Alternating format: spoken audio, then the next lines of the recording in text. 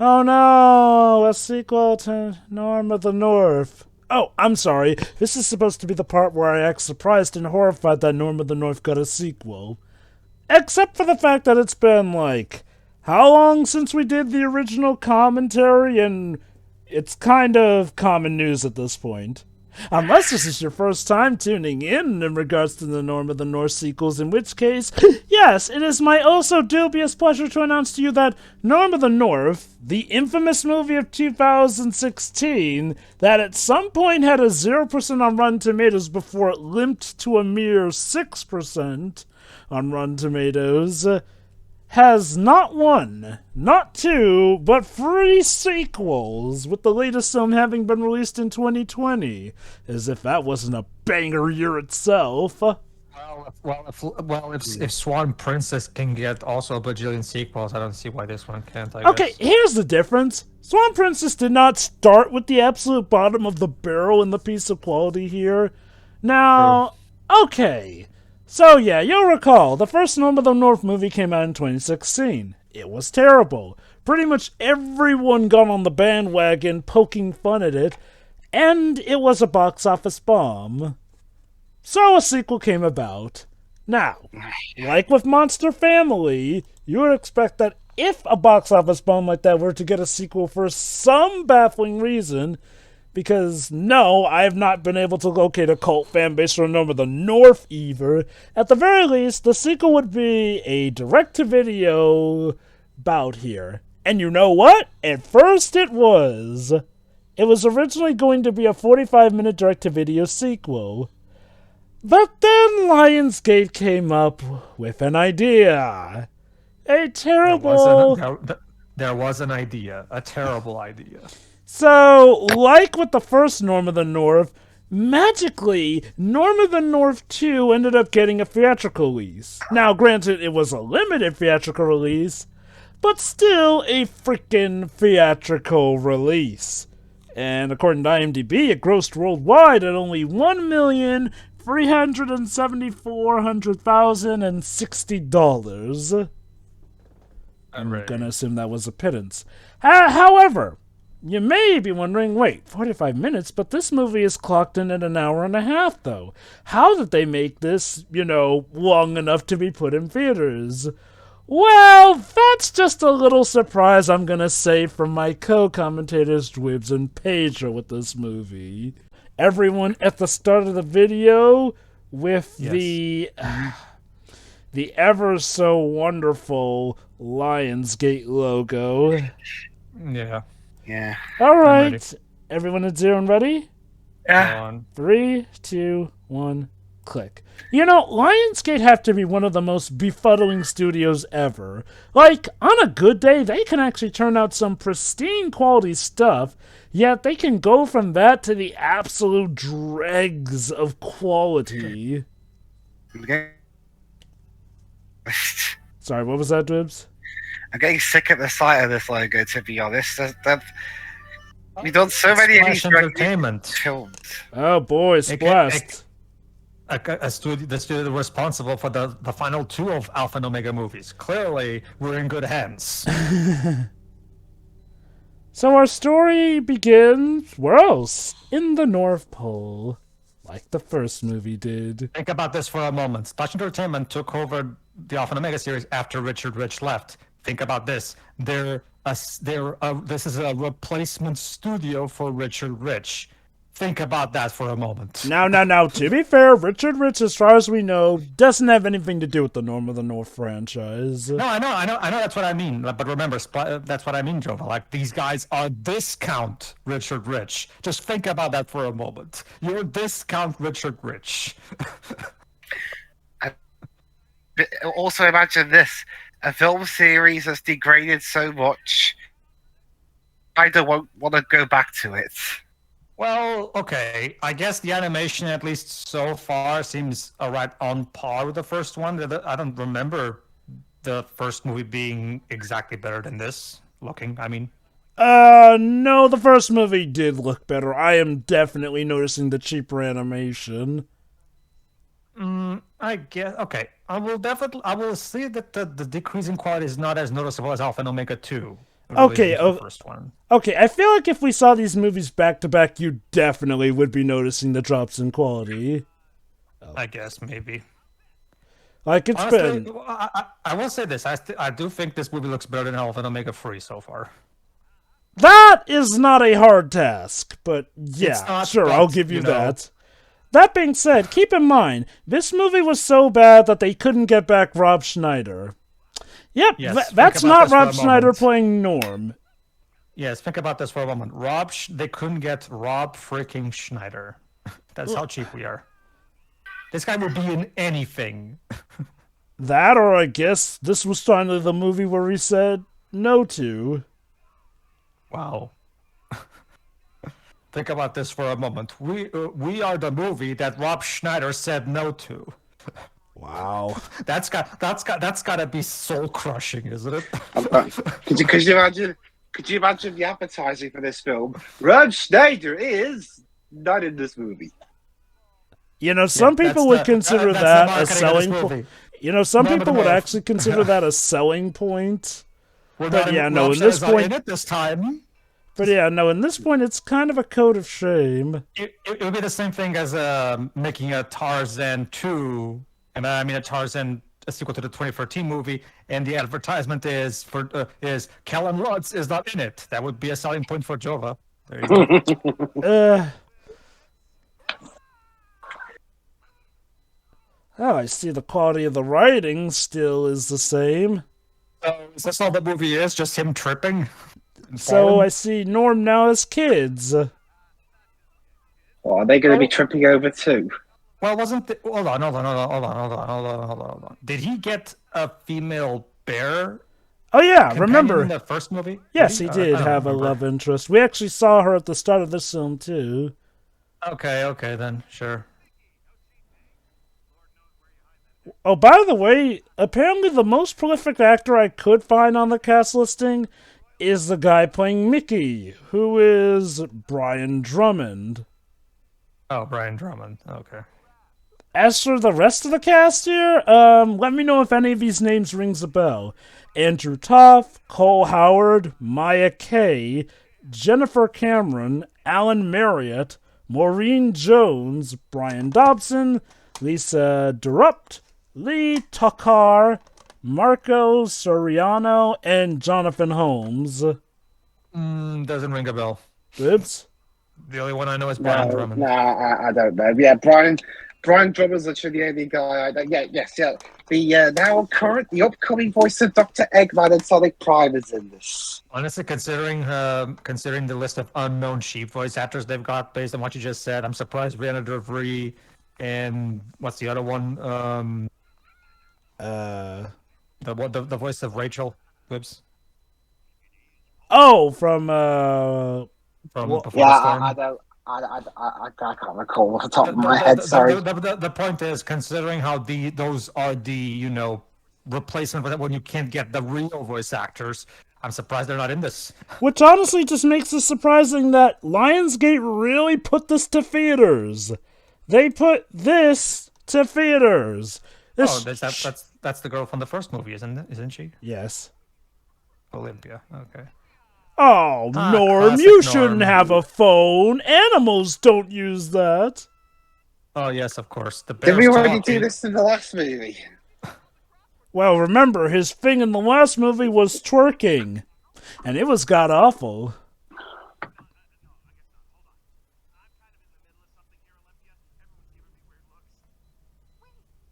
Wait, why is Olympia blonde now? She was red-haired. Whoa. What's up with her hair physics? Yeah, no. This Okay, is definitely okay, worse than the original. Okay, never mind. Yeah, but no. The interesting thing is that the picture, the avatar on the phone earlier showed her with the long orange hair. Yeah, why is she happened? blonde? Could they not? Okay. Is it like in? Oh, wait, Is it wait. into the Korra series 4 where they couldn't animate her longer hair? Hold on. When she was coming down the stairs, her hair actually looked her proper shade of orange, but in that next shot, she looked more blonde, so bad lighting, I guess. And keep in mind, this got a limited theatrical release. We're noticing this on our computer screens or Dwibs' television. Imagine seeing these things blown up to the big screen. The lighting system is faulty. It's like in Rise of Lyric. And this came out after Rise of Lyric, didn't it? 4 years. Yeah. There's his love interest. Oh, well, oh my god, his son looks like a miniature version of Norm. Well, I guess to be fair, that's usually how these things work in cartoons. So What's with Lionsgate and having a first movie, then all the sequels are about the family's kids? Now, okay, to be fair, this movie is not entirely about Norm's kids. Thank God. Well, actually, you know what? No, why am I even saying thank God? What can help the Norm of the North franchise? So apparently the thing is that Norm's son is embarrassed by his father, who's set to be king, because, well, Norm's kind of a screw-up. Mhm. Next scene. Next scene, I guess.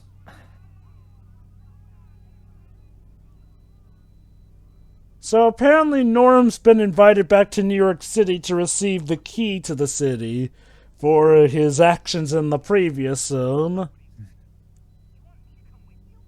I never understood that. Why do they get? Why is that they refer to New York as the Big Apple? Where did that come from? I'm not sure about the Big Apple one. Oh god, the Lemmings. Ah, yes, the I Love New York shirt. I've seen that shirt in media so many times. It's a common shirt, I'm guessing, right? Yes. Okay. Is a I Hate New York equivalent? That would be funny.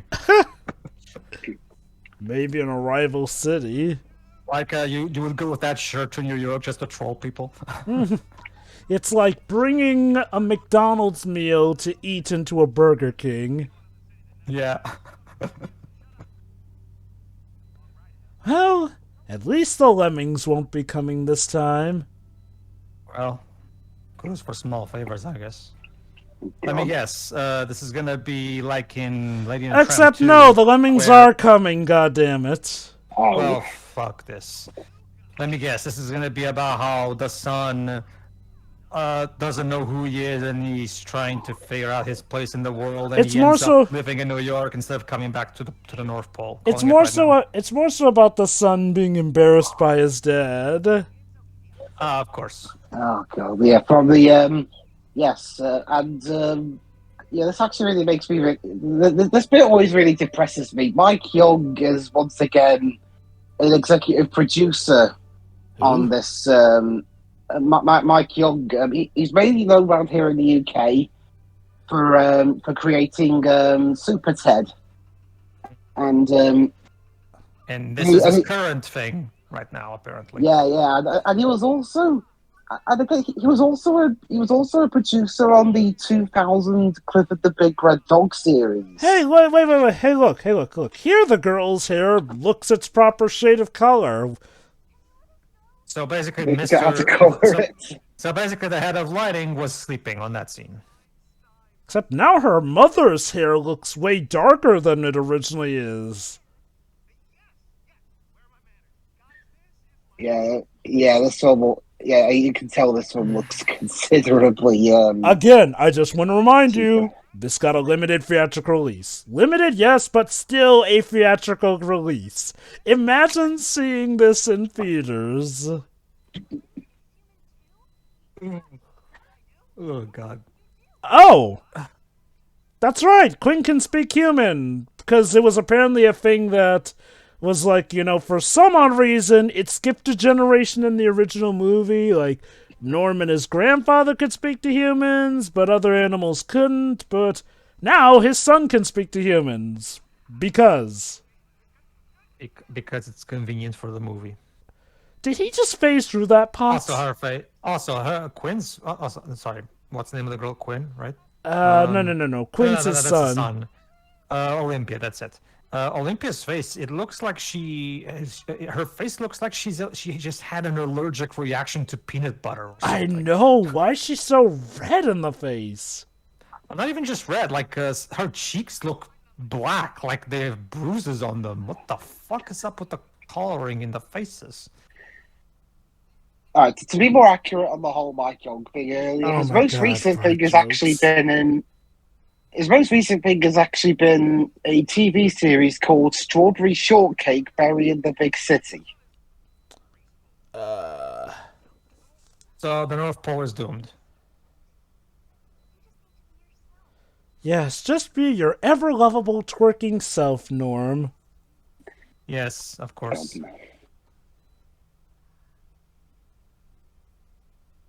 That's the thing. So far, he hasn't twerked once.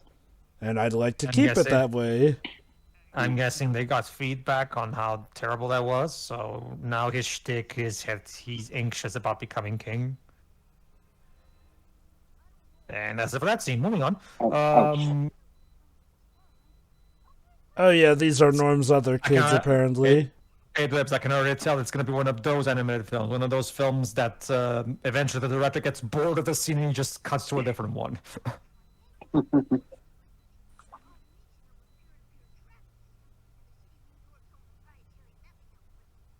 How do you know to do any of this? I mean, the He read the fur script. the fur texture doesn't look bad. It look. I mean, it's Oh, not that great. walking animation. Oh, okay. Oh. Now that's Okay. some Omega free shit right Is there. that, this is going to be a running gag.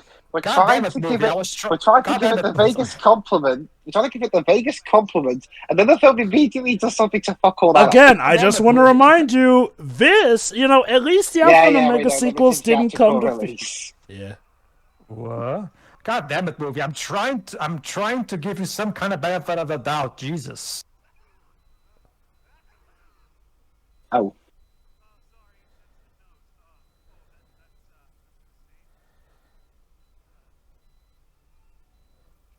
Whoa. I don't think phones can just do that, but okay, sure, why not? Are smartphones projectors as well? I don't.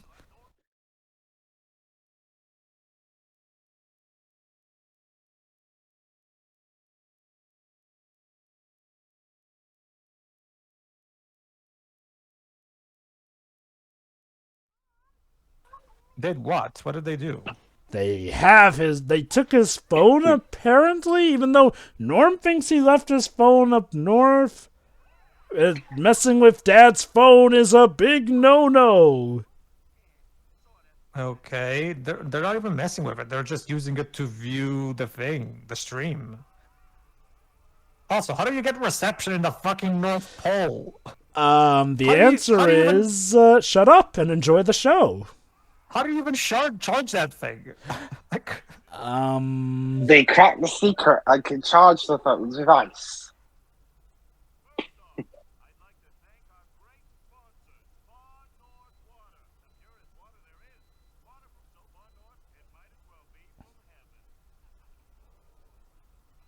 wow, that's the lazy slogan if I've ever heard one.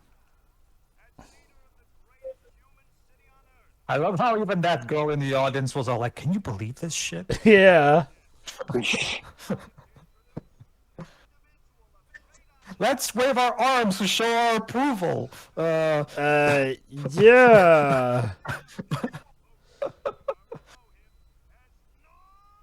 The king of the Arctic. I wasn't aware that the North Pole was a monarchy. Well, apparently we're recognizing it as such now, to a talking polar bear. Truly the greatest street of New York City, with how progressive we are.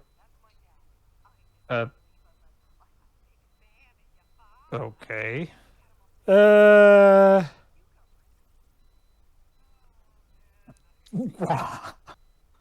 He's cooler than a cucumber. Who the fuck even says that? Also, you live in the North The writer of Pole. this film. Also, you live in the North Pole where cucumbers aren't really that much of a thing last I checked.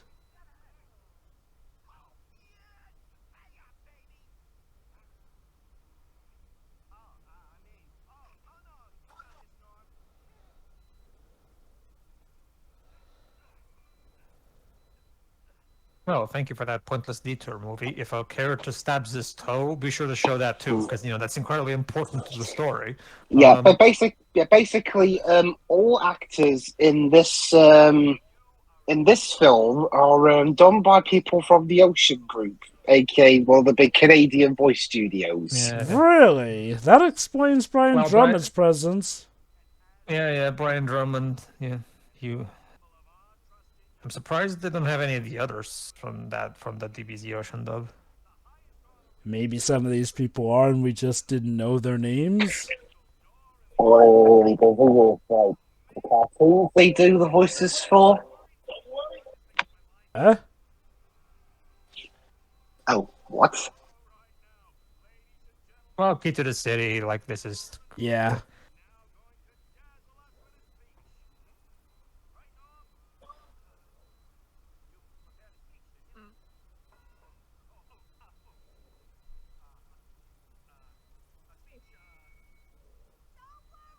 Oh, come on! If Mr. Bean can improvise a Oh my speech, god, so can you, that Norm. character model, huh? Yeah.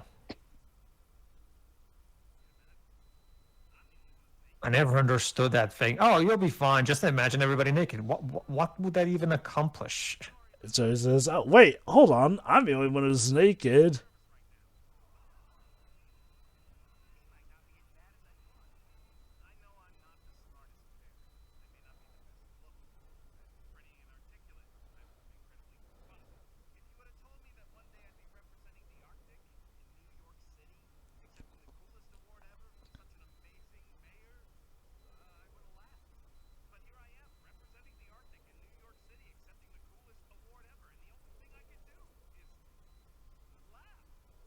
Yes, we get it. Oh no. We knew who one of the voice directors was. Well, who? Probably Lisa Ortiz. Probably when she wasn't doing Pokemon at this Wait, point. Lisa Ortiz was the voice director of this? Well, one of the two. The other one Okay. was Carl Willems, but yeah. You know what? I'm gonna be fair. The acting is not one of the problems with these movies. Like, no, to give the actors credit, they all sound like they're giving it a good job. No, let's be honest, the main problem is the animation and script, because... Oh boy. I'm trying to imagine how the hell you can voice direct anyone in a movie where the premise is polar bear likes twerking. God. Also, this limo's not even textured properly. Yeah, what the hell? Like, I recall the cars were better animated in the first movie. Well, I mean, I guess that movie had a bigger budget than this. Again, they had no business putting this to theaters. Like, for as much as Monster Family 2 absolutely befuddles me with its existence, they gave that sequel a bigger budget, and it actually ended up looking good, unlike its predecessor. I mean, don't get me wrong. That movie is a money laundering scheme. I agree. Oh, this guy from the previous film. Oh, great. I'll be honest, it's been so long that the only details I really remember from the previous movie is the twerking and New York's in it. Okay, let me give you a small refresher. Basically, the bad guy was played by Ken Jeong in the original. His evil plan was to make homes in the Arctic, which was dumb in and of itself, and Norm had to go try and stop that. Also, some lazy environmental message stuff from Olympia. I don't understand what twerking. someone would want Yes, to it's quote unquote make houses in the North Pole. That place is very incredibly cold. The only way you can properly live in that if you apply the Eskimo lifestyle. It makes no sense to try to build a city in there. Remember, Pedro, the plot was so bad that even the movie itself pointed out how dumb an idea that was. And yet they still went through with it. Oh, what's this? Oh. Okay, then.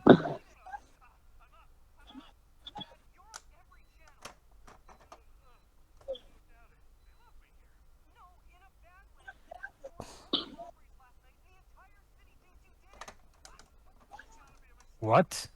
Huh?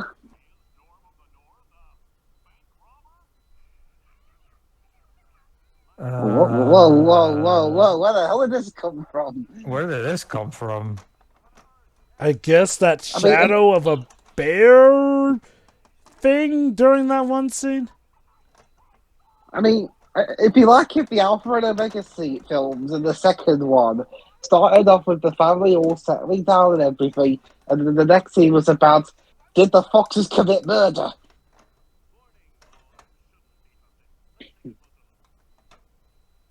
These faces.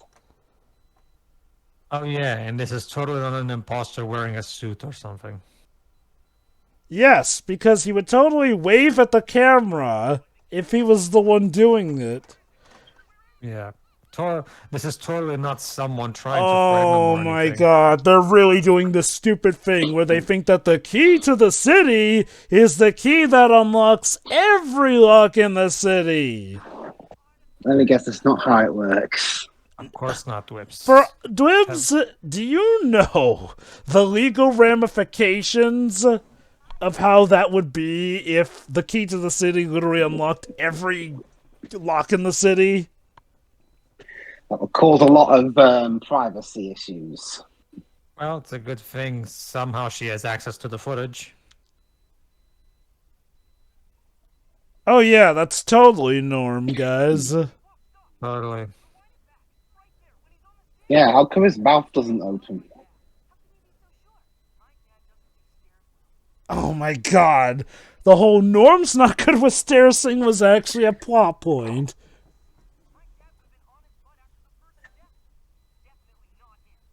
Because he can go up and down stairs competently. You know, he's not a. They go on about Norm as if he was like a pre-remembrance of the Daleks Dalek.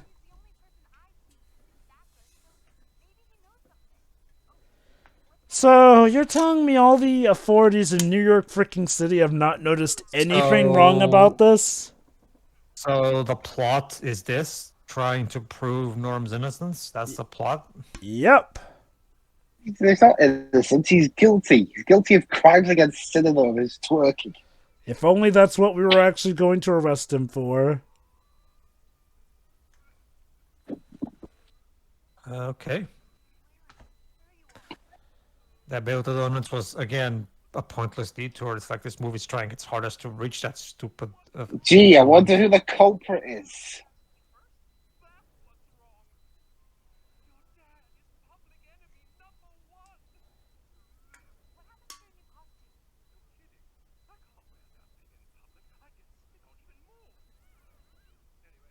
So why are you wearing it today, then?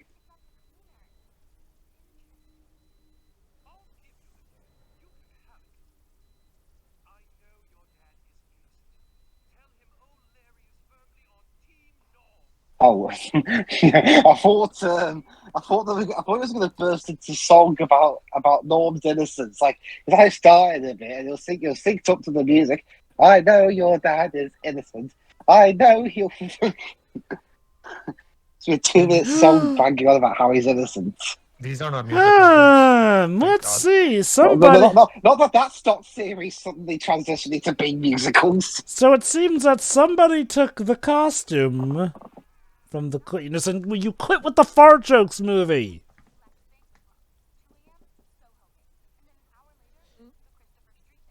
You know, she is literally just doing goddamn police work at this time.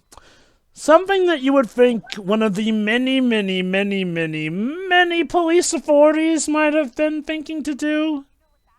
But nah, let's just have it be that the kids solve everything. Look, I get it. They're just constantly telling me that the police are useless at best. Okay. In New York, so... Okay, okay, obvious jokes aside, I get it that some movies want to speak to the kids by having the kid characters solve everything. Except honestly, it tends to backfire more often than not. Like, you end up making a plot that... Oh.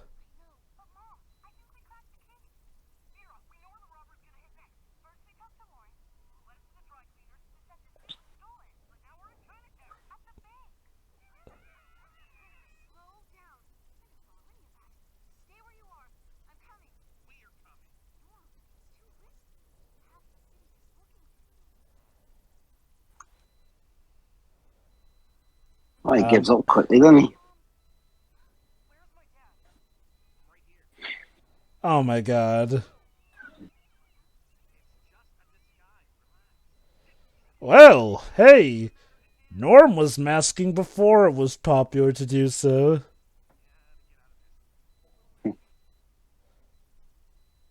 Anyway, I get it, you know, you want to make it so that the kids feel appreciated by having the kid characters solve everything.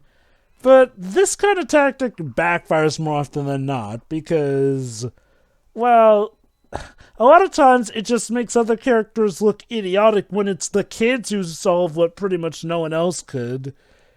Or at times. Yes? Well, yeah, that formula could work in something like Inspector Gadget, where, of course, Gadget is intentionally written to be kind of a goofball, and it's Penny who secretly solves the stuff, even though officially it's Gadget who actually arrests everybody. So It's definitely most egregious when it's written in plots where characters are otherwise capable up until that one episode where only the kid notices this or that.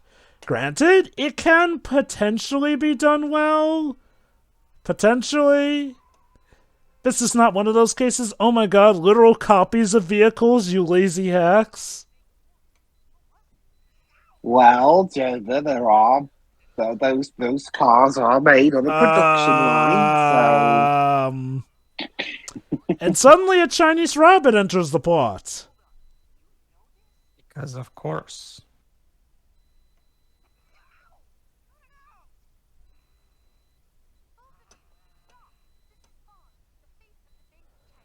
What? The face of the Bank of Chinatown is an anthropomorphic rabbit, and this is only the first time we're freaking hearing about it? Don't you see, Joe? It's a Chinese rabbit. Get it? Chinatown. Okay, here. More funny. Let me just point out the obvious problem. Part of the thing with the first Norm movie was, well, you know, Norm was kind of an anomaly. You know, a walking, talking polar bear. But you're telling me that there was a walking, talking giant Chinese rabbit all along? Like, so why were people that surprised by a walking, talking polar bear in the first film then? Anyone? Because reasons. Joe, that would imply that more than one brain cell was used in the making of this script.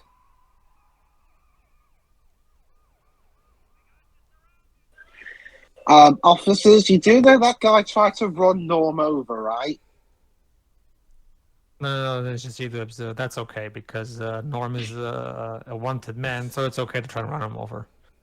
You see, it's the old King's Quest logic. Like, it's okay to kill somebody as long as they're bad.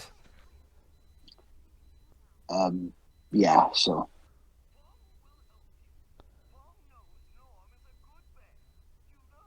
Why is Fong speaking in the third person?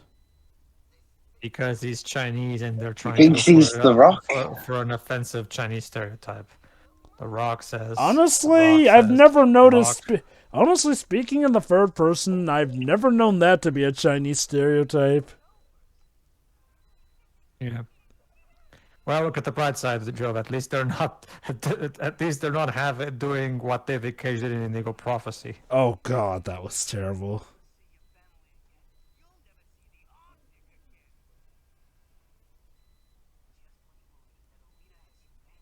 Yes, of course. Never mind the fact that a polar bear cannot survive outside of icy regions. Movie, it is too late to try and have some deep, provoking lines like, oh, I don't even know if I'll be able to afford stuff for my kids. It makes you sound way more dramatic than you actually are.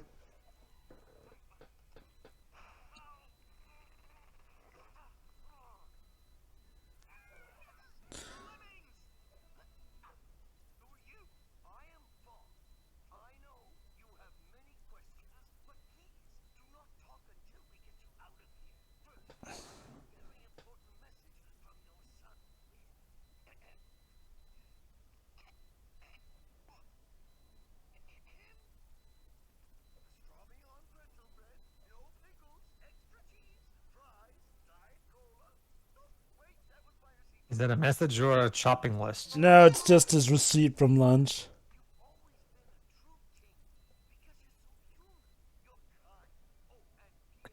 Yes, he's so human. Look at him.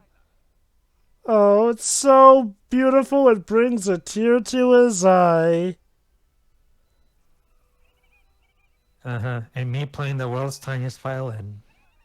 It's funny because the lemmings really were playing tiny violins. Yep.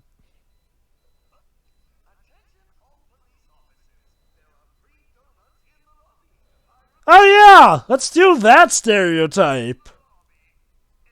Let's do all the stereotypes. Wow, I counted at least 3 reused animation model rigs there. Okay, let's go through them. Okay, let's go through the British stereotype of the guy who constantly. What you know? I'll wait. Let's go for all the stereotypes. Let's go for the British guy who does nothing but drink tea and constantly go say "By Jove," and let's go for the New Yorker who constantly talks in that in that really thick accent and blah blah blah, and who's constantly talking about whatever. You get my point. Yeah. Let's go for the French stereotype of the French person who's constantly. Of course, he just has a helicopter we can use. Of course.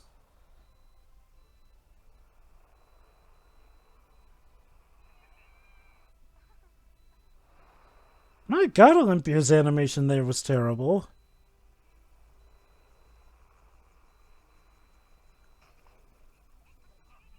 The other problem with these movies, Yes. Do tell. they're constantly Name one. they're constantly trying to bite off more than they can chew. Like, there's no way they can afford to make these kinds of scenes look good on water and that, but they do it anyway because. Oh my God, I love it. Those guys are clearly the bad guys from, well, the Mooks anyway, from the first film. And Norm says, you guys look familiar. Was that the film trying to be cheeky about the fact that they reused animation models? Or are they actually supposed to be the same guys? Because either way, it's not clever. Yeah.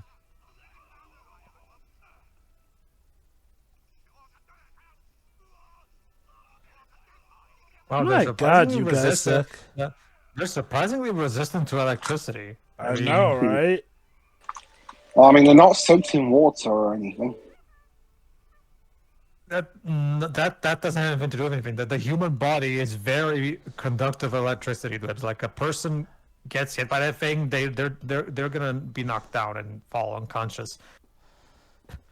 Remember, Rebs, the human body Or die. The human body is full of water in it, Rebs. So we don't need to be wet. We have plenty of water in our bodies.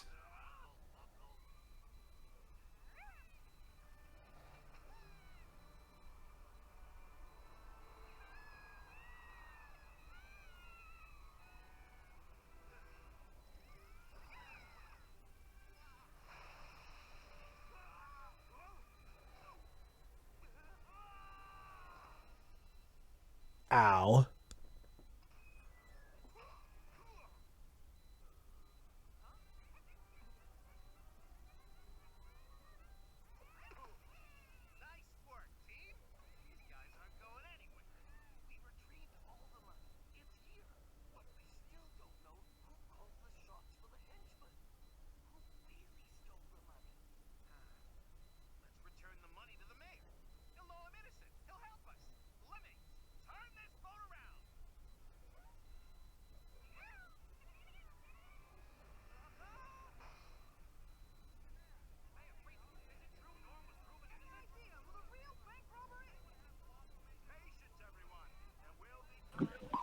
Yes, I totally did all of that.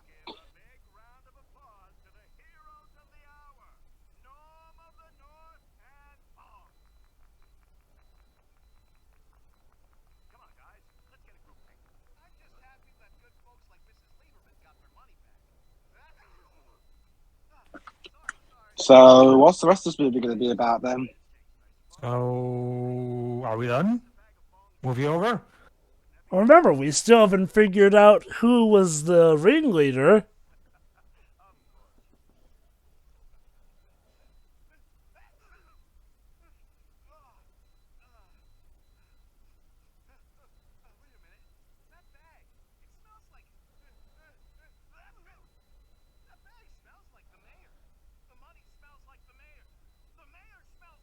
Dun, dun. Oh no, it smells like the mayor's cologne.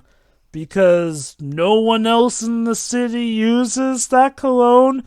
I repeat, Apparently. no one else in New York flipping city uses the same cologne as the mayor.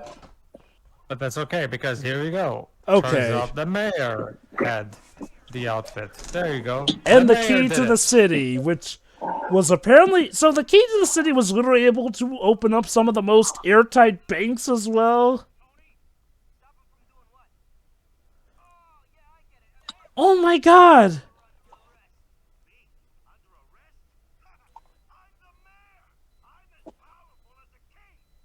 That's not how it works. Yeah, that is really not how it works.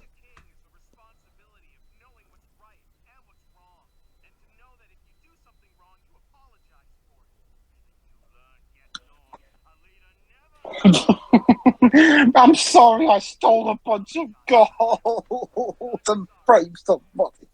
Wow, how cartoonish of a bad guy can you be? Oh snap, he got away! Ha ha ha! Wait, he just has an escape helicopter waiting for him? Somehow I feel like Don Pablo's theme should be playing here. But it's okay, we You were know able what? to... Do you know what I feel sorry for the most? Who?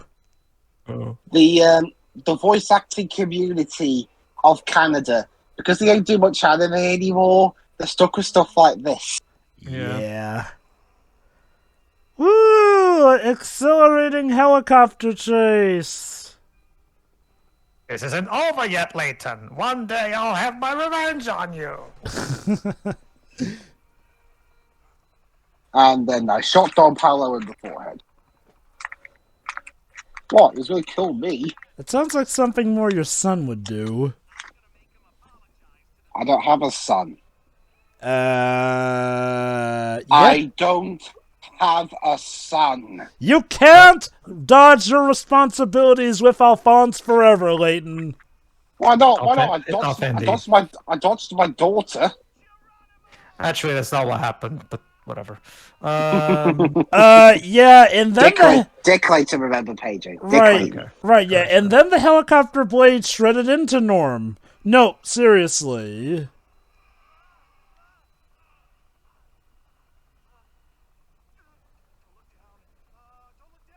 And yes, I know. We're nitpicking the logic of a movie in which a giant polar bear lives in New York City, but No, I'm sorry, here's Well, it's not very engaging. the problem is that the movie's not even consistent with its own predecessor's logic. So, yeah, no, it's open season. Yeah, at this point, this actually kind of looks like a kind of a Layton climax. It has that, over the top action climax thing that you see. I guess so. Like for example, in Eternal Diva, where Luke is going up the giant robot. It's nowhere near as well animated, though.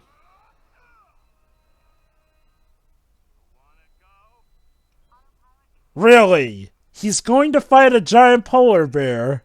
Yeah, that's gonna go well for you. Let's fight a bear.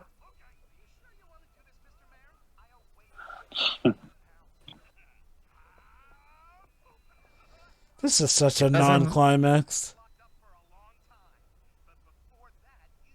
Exactly. Even this. Well, okay. I will at the very least give this movie credit for at the very least acknowledging how the laws of physics work in terms of physical combat.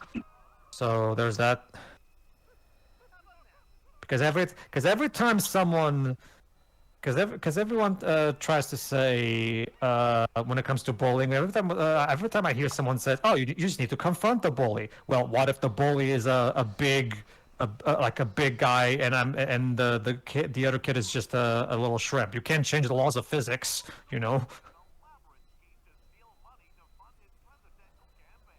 Really? So the mayor was stealing money from the people to fund his own presidential campaign.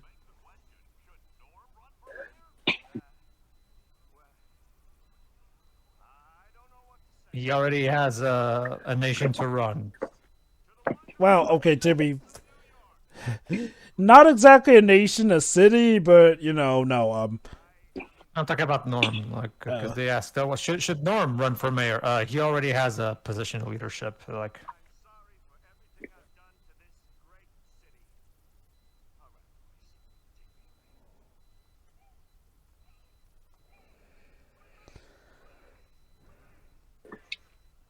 What speech? considering this is in New York City, there are surprisingly very few people here to see the speech of the frickin' mayor being found guilty of one of the biggest crimes of the decade.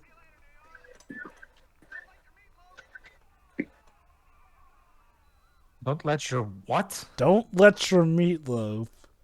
That's gonna be up there with the ogre's button most confusing lines in cinema. That literally, yeah. Let's get back to the Arctic before this movie tries to have some kind of relationship between Quinn and Olympia, please. 'Cause that hug right there was a bit Is this the end? that hug was a bit too suggestive for Why, my yes, liking. Dwibs, this was the end of movie one. Okay, so back to the secret of how they made this feature length. Yeah, they essentially took two movies that they were working on and tapered them together. Oh, great. I knew it. So essentially, but don't you see, they pretend like this is all part of the plan here and there, but yeah, no, this is literally the plot of what was originally going to be the third film. So, okay. Oh, I get it. Because on the Wikipedia, because I did see this in the Wikipedia, originally they announced two sequels at the same time. So I'm guessing what they did is they just merged the two sequels into this. And this is why it came to theaters. Because it's feature length. Yes. I'll give off But on mine. I'll give off Omega 2 credit. At least that movie was honest about itself being a direct-to-video 40-minute affair. I know, right? Like, this is just...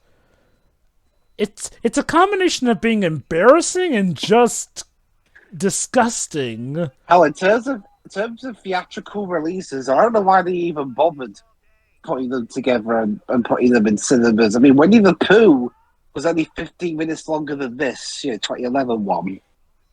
I don't get it.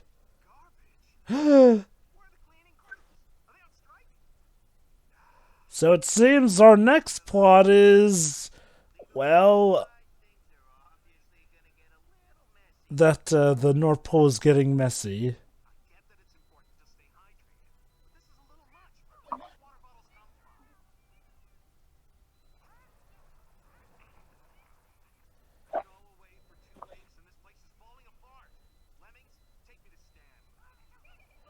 So apparently his brother Stan has not really been doing a good job while he was away. Okay.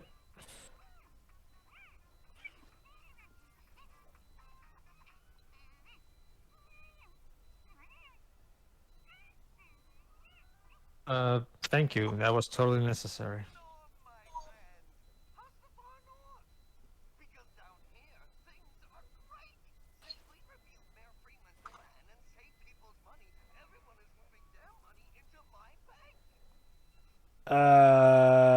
Okay. The economy in New York is going to collapse. Gee, it feels like this is very expository for something that we just saw a few minutes ago. It's almost like this was supposed to be at the start of its own movie. Yeah. Imagine that. Like, I guess they didn't even bother to edit the scripts aside from just, connecting stuff here and there. Maybe they didn't have time. Again, like Dwibs asked, why did they do all this just to get it to a theatrical release? Was it really worth it? Maybe so, maybe not. And yes, this movie Yeah, might as well call it a different movie. This movie is also kind of a sports flick. Oh, great. So it's like Alpha and Omega free.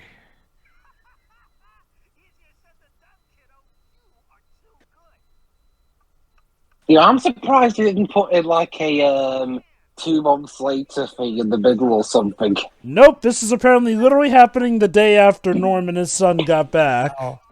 Hell, knowing how cheap this movie is, they probably would have done the same way the opening of Rise of Lyric, where they use Adobe Premiere to create Well, I mean, all games use Adobe Premiere in some form or fashion. But that's the thing, Dwebs. The way they use the text in Rise of Lyric literally looks like it was edited by a YouTuber.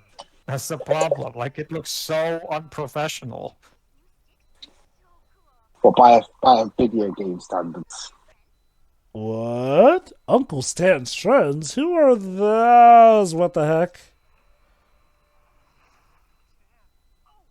Didn't you already do this? Then taking Wait. bits and pieces off the North Pole. So, is the North Pole just a giant Lego construction? You can just yes. take the pieces like that? Like it's a fucking Lego? Wait a minute. They said that it's a water company. Could this be the same water company that the mayor endorsed in the earlier half of the movie?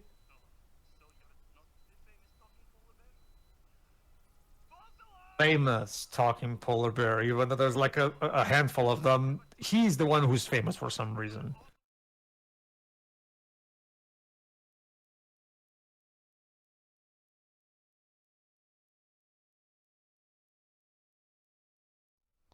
Oh my god, it is the company.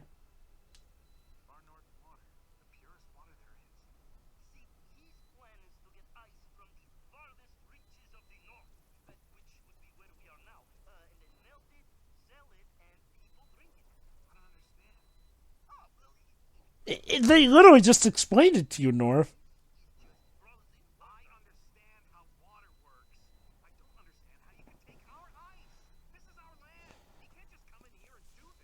Okay, I know you're anthropomorphic animals, but technically you don't have a contract on that.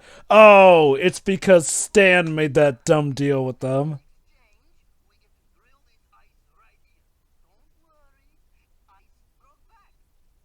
What? Yes, that's how it works. Ice grows back. Don't you know that? Okay, to his credit, that was not Norm's bad, that was Stan's bad. Though, God, Stan's an idiot.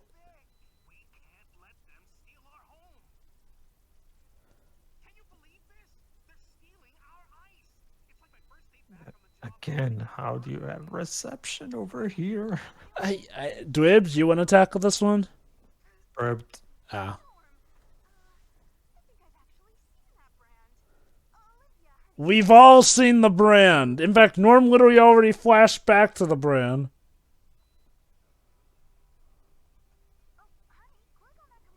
Huh?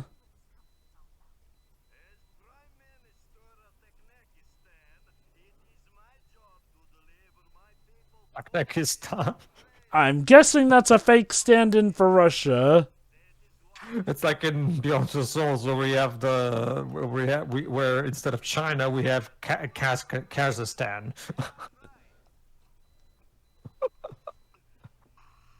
Oh man.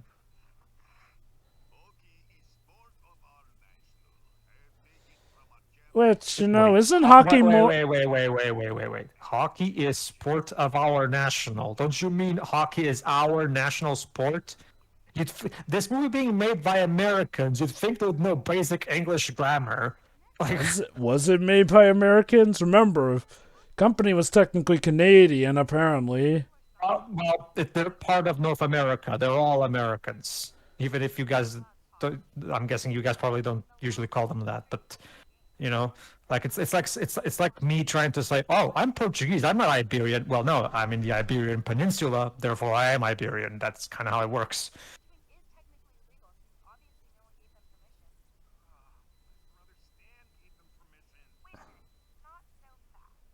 I mean, Brazilians are Americans, South Americans, but still Americans. But the point is, he said hockey is the sport of our national. That's not how grammar works. Movie. You'd think with their native language being English, they would know this. But there you go, ladies and gentlemen. Norman and North fucking 2 doesn't even know basic English grammar, and yet these people somehow got jobs in the film industry. It's not fair. So what you're saying, Joe, is life is unfair.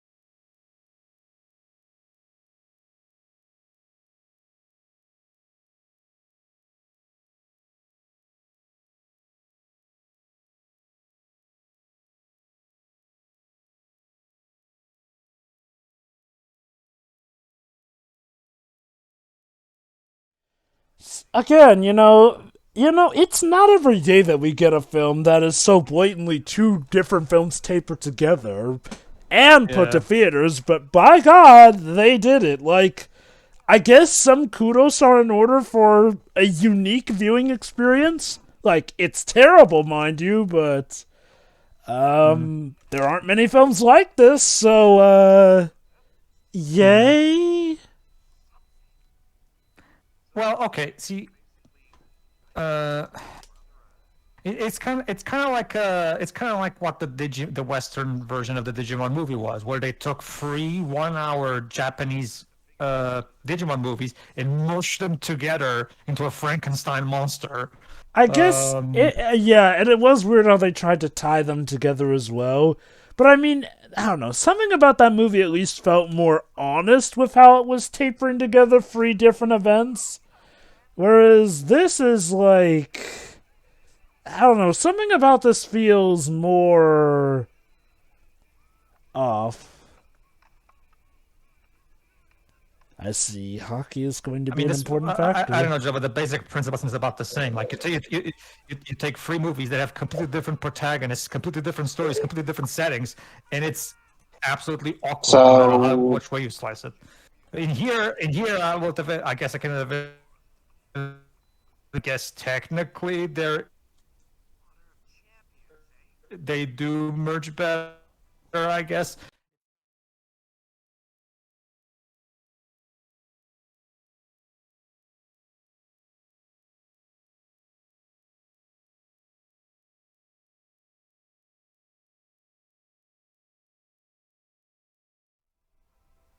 Now, I am by no means a native English speaker, Grips, but it does sound like to me that's just plain terrible English grammar right there.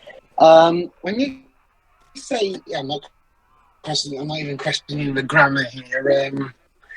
Who said that? Was it a Canadian character? I'm guessing so.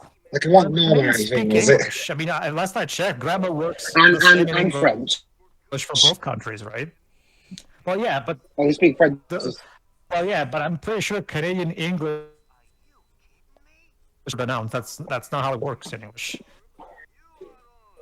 Okay, perhaps the idea is that, again, the people from this foreign nation don't speak English well, hence why they're speaking in that dialect, is the idea. I guess. I mean, honestly, you see this in a lot of media here and there.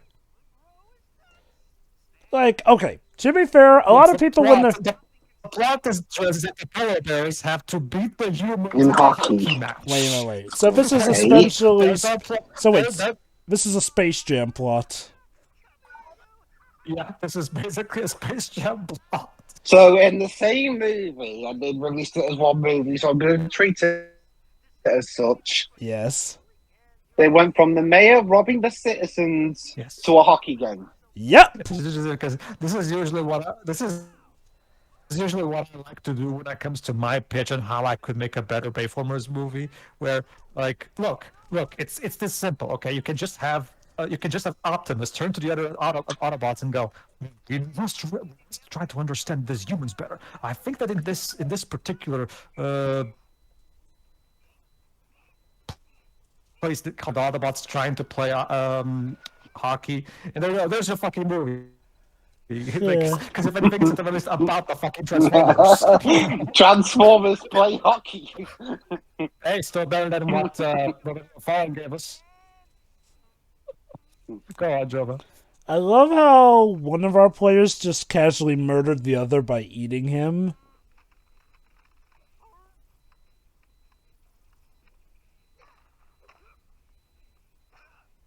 Well, Jova, is there anything in the hockey rules about there being no murdering? This reminds me of that bit from Problem and Child 3 where Junior takes advantage of the hockey match to take revenge on his bullies.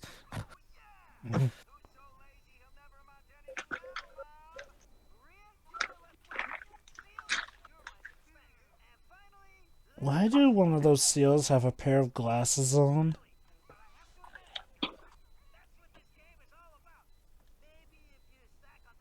You know, the lemming in the middle, he kind of looks like the hamster from Bolt.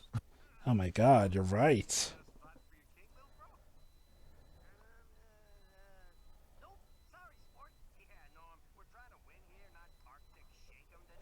Oh, good. We had a reference to twerking.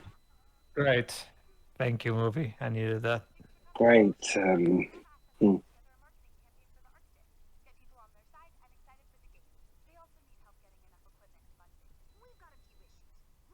You're just casually talking brass tacks with a talking rabbit. Sure, why not? Why don't we introduce a talking dragon in the next film while we're at it? That's normal. Oh yeah, totally.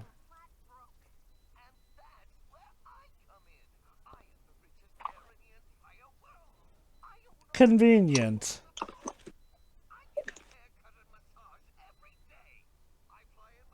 And yet somehow I always look the same. How do you get a haircut every day? Eventually you'll run out of hair. That line is so monumentally stupid. I get a haircut every day. Well, eventually you're gonna run out of hair, so you can't have a haircut every day, can you dipshit? This is when you can tell the writers didn't even stop for a moment to even think about what they were writing. No, don't you see, Pedro? He's stupid rich. That doesn't in any way negate my point. It's literally just the writers when you show that he is stupid rich. And yes, it is stupid in the writing. But there are Are you better ways referencing of the doing that. 2014 Turtles movie, Jova? There are better Yes. ways of doing that. You can, Yeah, there are better ways Dweeb's got it. I was referencing the Turtles There are better ways movie. of doing that. You can. Oh yeah. Okay.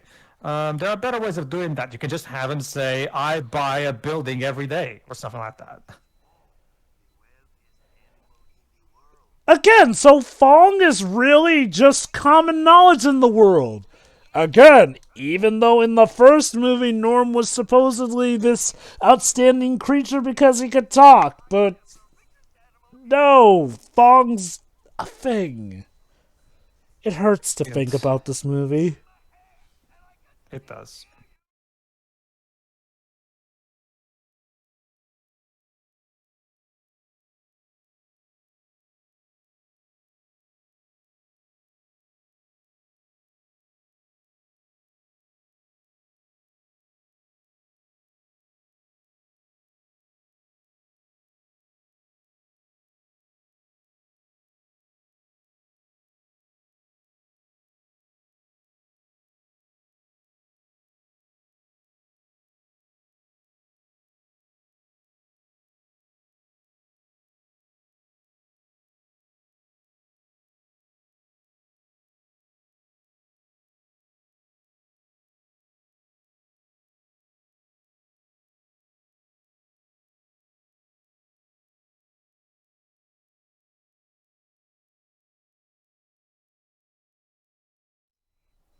Oh, how sinister.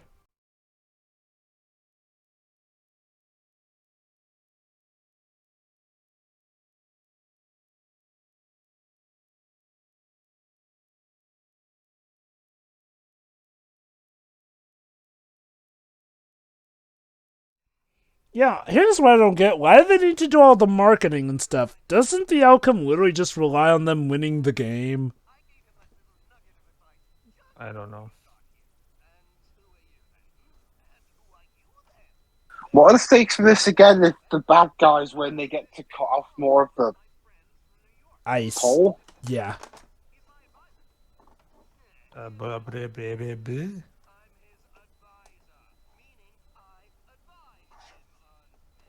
Oh my god, I don't care. Me neither, surprisingly.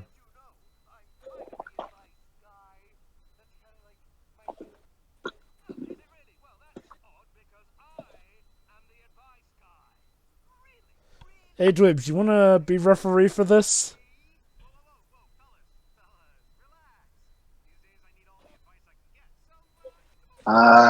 Game's postponed. There's my refereeing.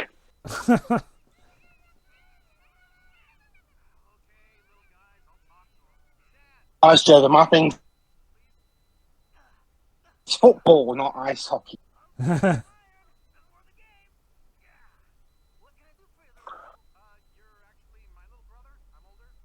Yes, pumping some iron.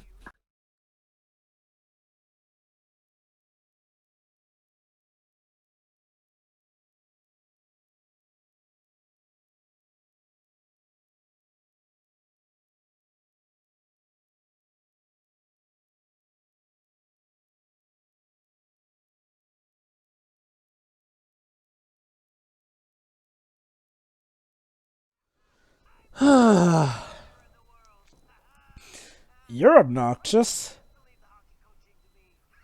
Lip Not syncing just really, really you, off. it is. Oh, yeah, for a second there. I thought my Joe.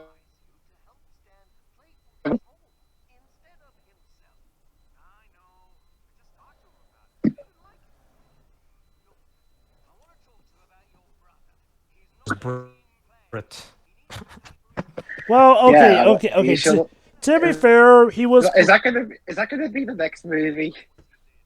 Yes. Norman the North, the obnoxious Brit. Okay, to be fair, he was British in the first movie when he was played by Bill Nye, so I guess they're consistent with Yeah, that. sure. I guess even Bill Nye wasn't bothered. Nobody bothered to come back for this movie, it seems. I cannot possibly fathom. Fathom why he wouldn't want to come here. Yeah.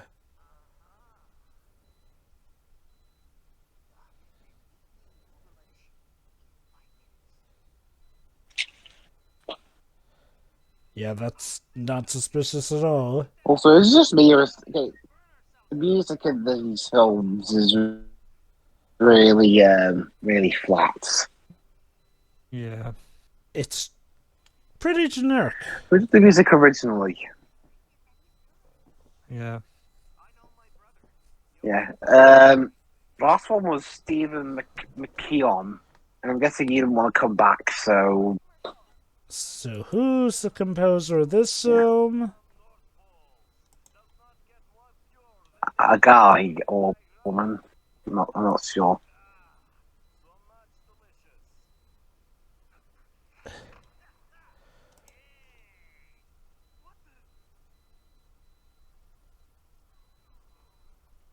The advert was really weak. Doesn't make me want to drink that. Okay.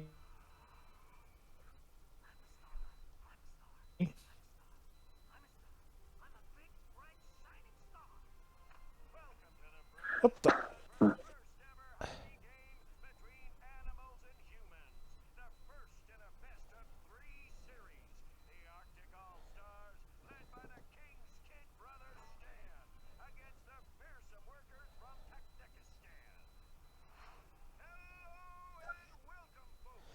So can all the animals just talk to humans? I thought that was supposed to be kind of a special and, rare thing.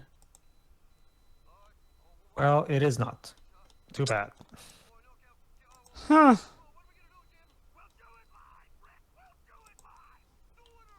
Oh my god. Why did you reference that?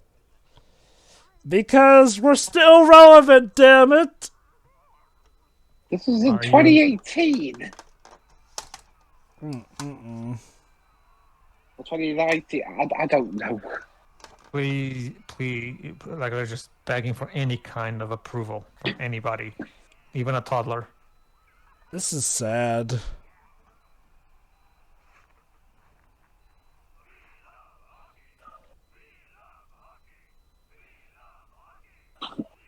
Yes, I can see that.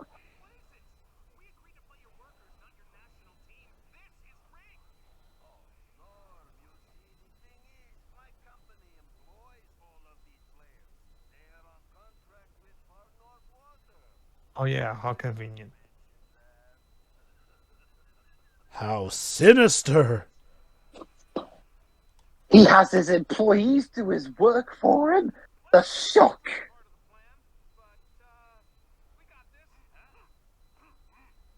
Are you sure about that? Well, I mean, at least it's not like that Galactic Football episode where basically they're against just one guy and he mops the floor with them for most of the match. Mm-hmm.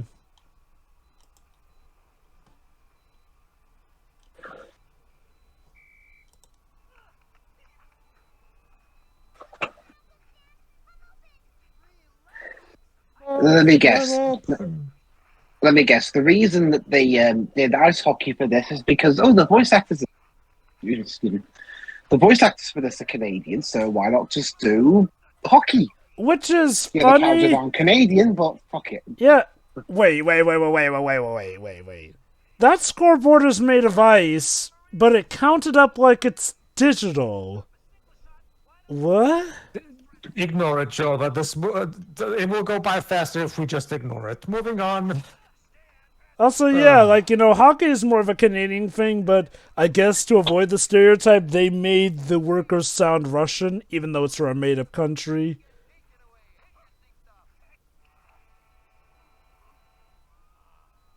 Well, I guess to be fair, if it's a good thing they didn't go with actual Russia, considering it would have made this movie age badly, even worse.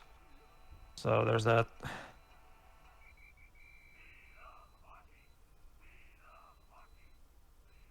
Is that all you guys know how to say?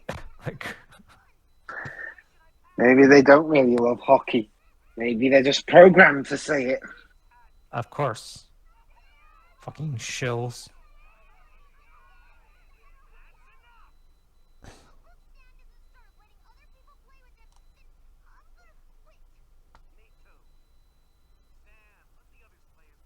Oh, I said NATO for a second. I was like, wait, NATO has a hockey team?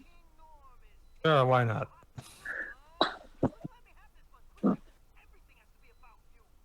What the hell? Well,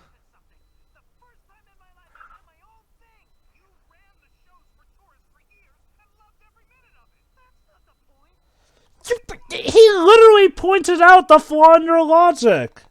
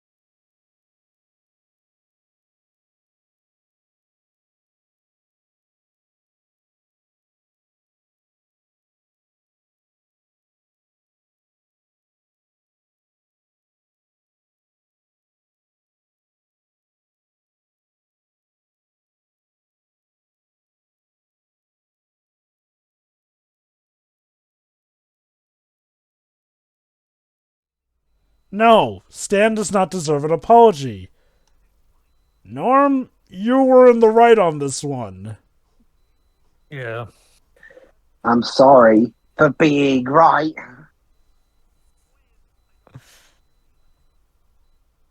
Yeah, like, did Stan just forget that Norm spent the better portion of his life ridiculed in the first movie?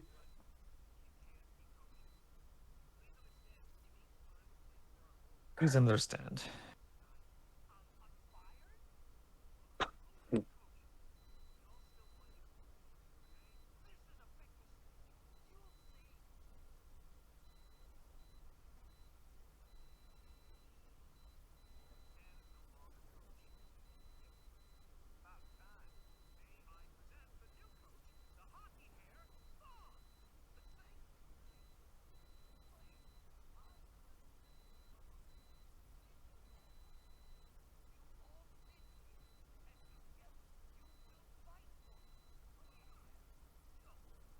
No, I'm not really feeling whatever stakes you're trying to set up at the minute.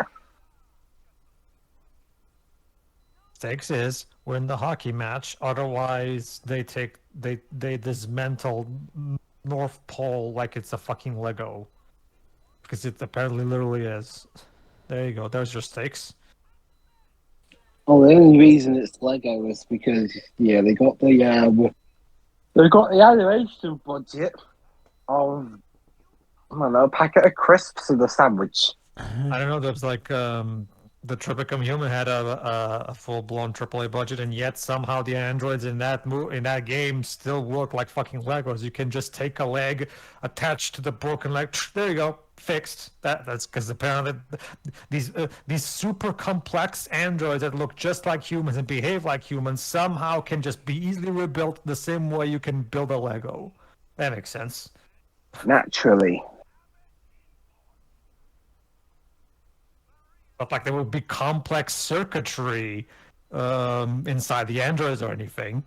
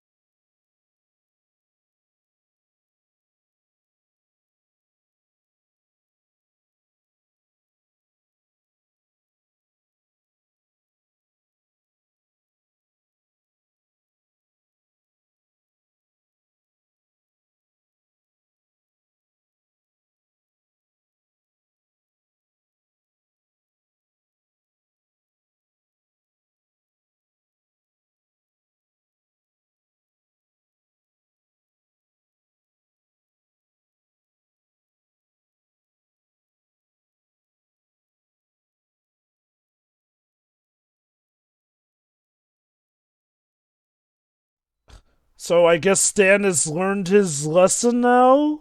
Yay? Yay.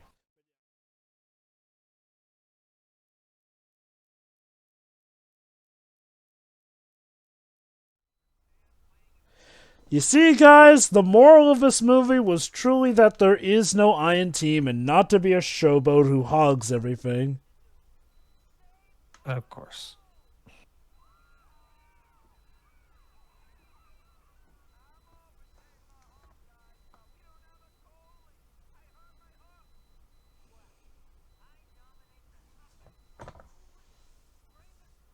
Norm. Gee, I wonder who that could be. Oh, yeah.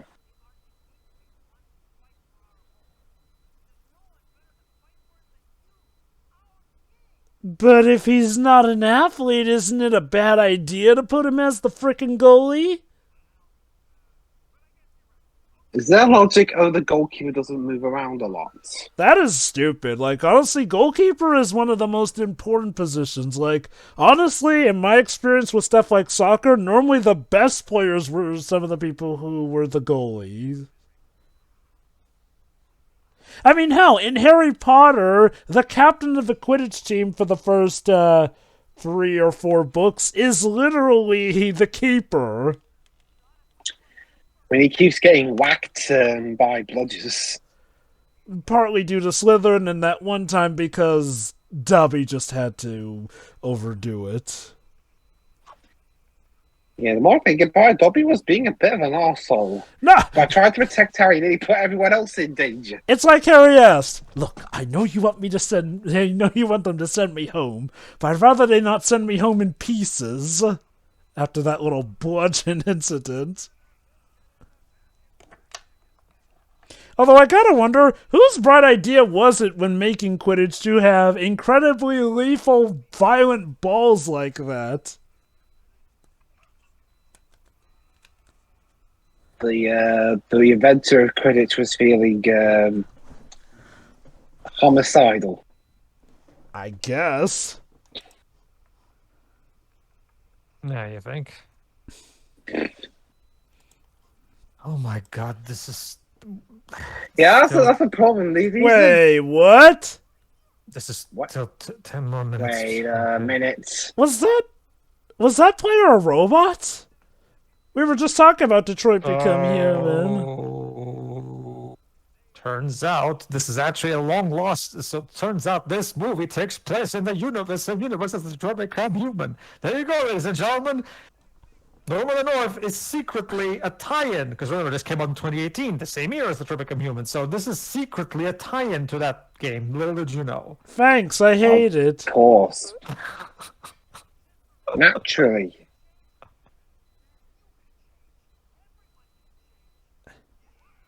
What does that have to do with anything? It doesn't. We just want to try to pretend that this movie has some kind of meaning to it. It does. Oh my god!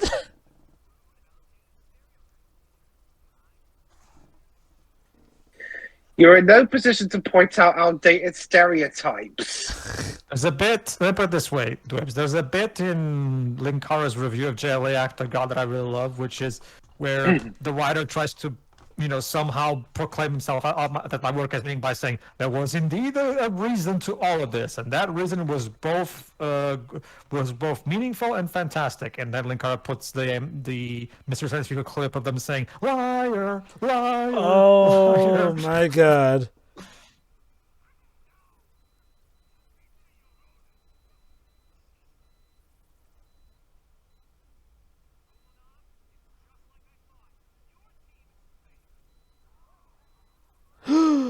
Dun, dun, dun.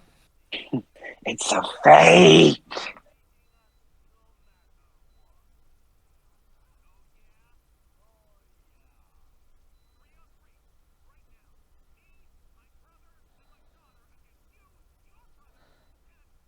Okay, Norm, you could technically just win this by the fact that they were cheating. Yeah, just so you win by default, or is it not the heroic way to win, or something like that? I guess that wouldn't be climatic enough.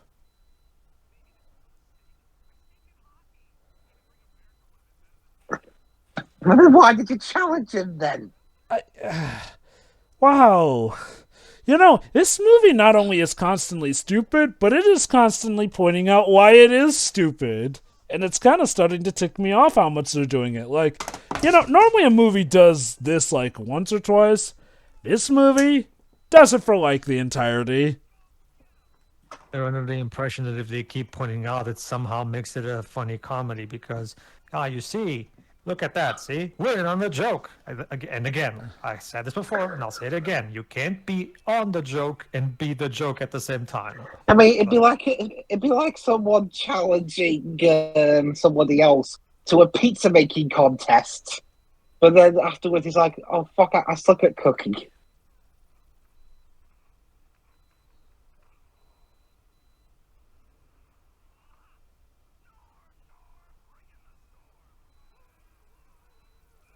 That's a catchphrase, I guess. No. Yeah, I'm not quite sure it's going to catch on. Given how I don't think that even became a meme in 2018, I'm guessing it didn't. I mean, really, aside from the twerking, what else? What from Norm of the North became a meme? Nothing. Nothing. How could this happen to Absolutely me? nothing. Stupid. Eh? You're so stupid.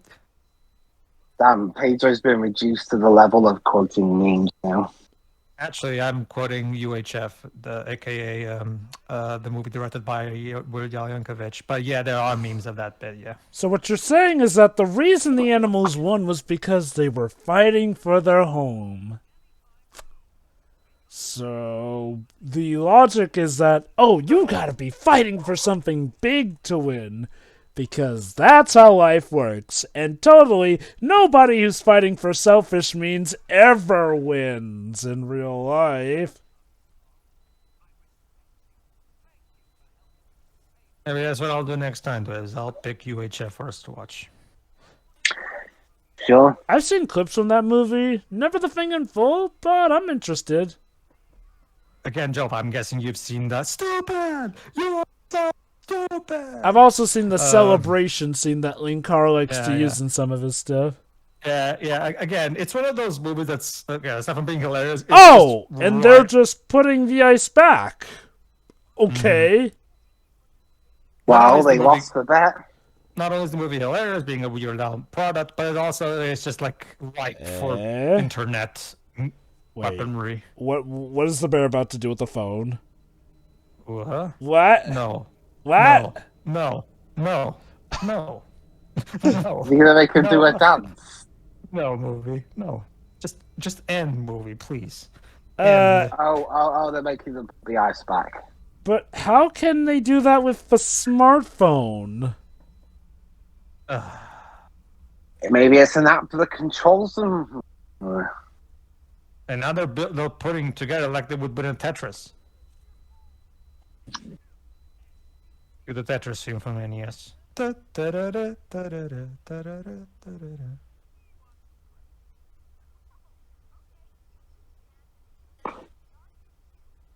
He endangered the Arctic. And by the way, Olympia and her mom did absolutely nothing. They just were here. Oh, hey, and look, and now Norm has a statue, which we were setting up in the first film. The end. And the movie just ends. It Thanks, Tim Maltby. Maltby. This was quite a thing you directed along with Richard Finn. The movie doesn't even end. It just stops.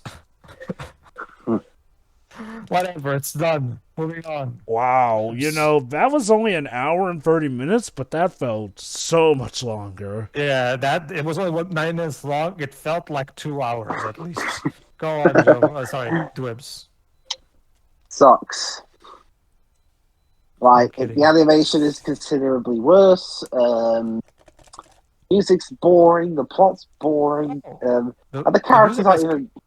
Yes, apparently the music was composed by Luigi. Luigi Moroni specifically. Go on. Yeah. Well, the one thing I will say, at least on the thumbnail for the version I got, I love how it made Norm really, really big, a really, really big word in terms of size, font size. But the Of the North thing, they reduced down to like a really tiny font. Yeah, right here. There you go. Voice directors Carl Willems and Liz Ortiz. There you go.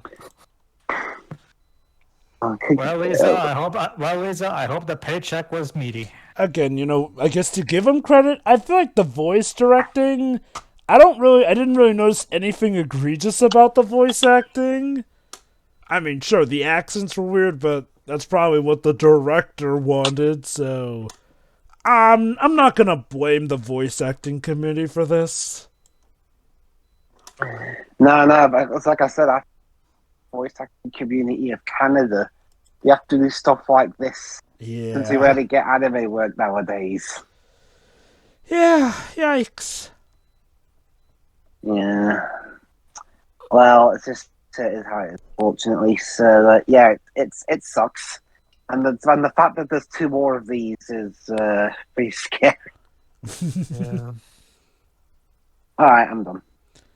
I guess I'll go next then.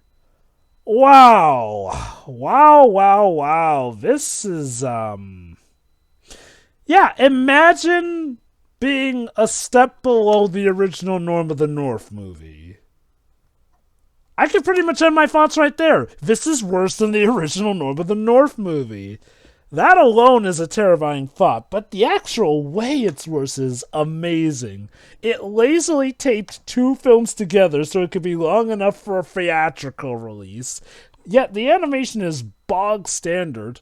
The voice actors, they did fine. That being said, holy Christ! The music is generic, the story is terrible, the writing is atrocious, and the morals. Yes, this movie tries to teach morals of all things, such as there is no I in team, you've got to be fighting for something truly to win. And, oh yeah, Quinn learning to respect his father now. Yippee. Yippee indeed. Yeah, no, this is worse than the original Norm of the North. Congrats. And yet, at the last minute, they introduced flipping robots into it. Of course. There's just like, Yeah, no, I am done. Pedro. ugh, that was absolutely, absolutely abysmal. It's just like the two movies don't really gel together well at all. The the writing is stupid. The animation is bad. The music is whatever. The voice acting is fine, but then again, the actors don't really have anything to work with. And yeah, it's just stupid thing after stupid thing. It's a Norm of the North movie. It's a Splash Entertainment movie. Remember, this is the same studio that took over for the Alpha and Omega franchise after Richard Rich left to go back to make Swan Princess movie. Just think about that for a moment. This is the studio that is the discount, the replacement for Richard Rich. Is it sad that I think that he's doing better? Like, don't get me wrong, the Swan Princess movies are still bad, but like 9 and 10 were legit improvements.